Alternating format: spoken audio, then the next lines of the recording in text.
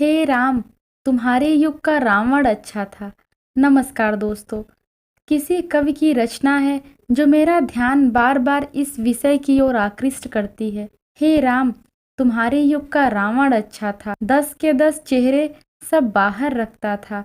रावण बनना भी कहाँ आसान, रावण में अहंकार था तो पश्चाताप भी था, रावण में वासना थी तो संयम भी था, रावण में सीता के अपहरण की ताकत थी तो बिना सहमति पराये स्त्री को स्पर्श न करने का संकल्प भी था। सीता जीवित मिली ये राम की ताकत थी, पर पवित्र मिली ये रावण की मर्यादा थी। हे राम, तुम्हारे युग का रावण अच्छा था, 10 के 10 चेहरे सब बाहर रखता था।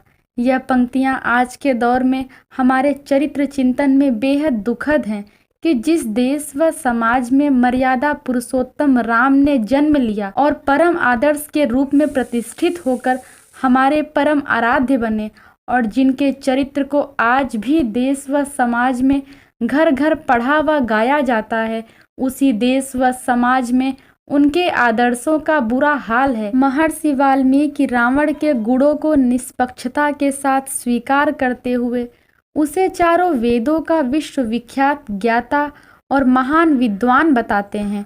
वे अपने रामायण में हनुमान का रावण के दरबार में प्रवेश के समय लिखते हैं कि रावण को देखते ही राम मुग्ध हो जाते हैं और कहते हैं कि रूप, सौंदर्य, धैर्य, कांति तथा सर्व लक्षण युक्त होने पर भी यदि इस रावण में अधर्म बलवान न होता तो यह देवलोक का भी स्वामी बन जाता।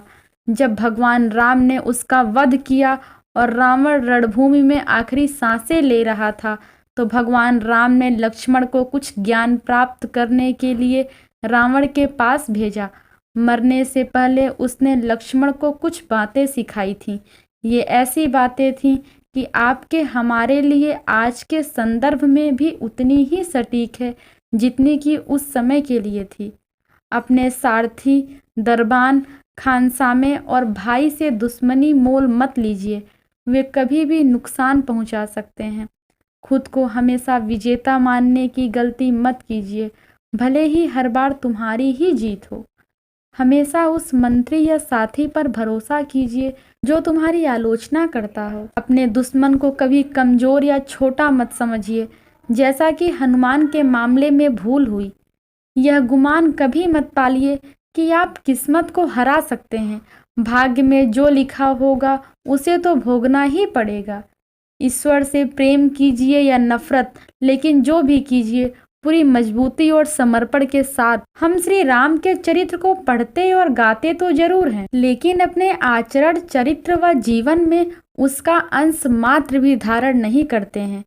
यह भी कम दुर्भाग्यपूर्ण नहीं है कि समाज का आध्यात्मिक पथ प्रदर्शन करने वाले कुछ कथित संतों, संस्थाओं व धर्माचार्यों ने अपने चरित्र आचरण का व्यवहार से दानवों के राजा रावण को भी शर्मिंदा कर दिया। समाज में बढ़ती राक्षसी प्रवृत्तियां श्री राम के युग के असुर सम्राट रावण में भी नहीं दिखती हैं। आज समाज में जिस तरह से शोषण, हिंसा, अत्याचार, दुराचार और अन्याय की प्रवृत्ति बढ़ी है, जिस तरह से लोगों ने रिश्तों को दागदार भी किया है, उसे देखकर रावण भी हतप्रभ हो गया है।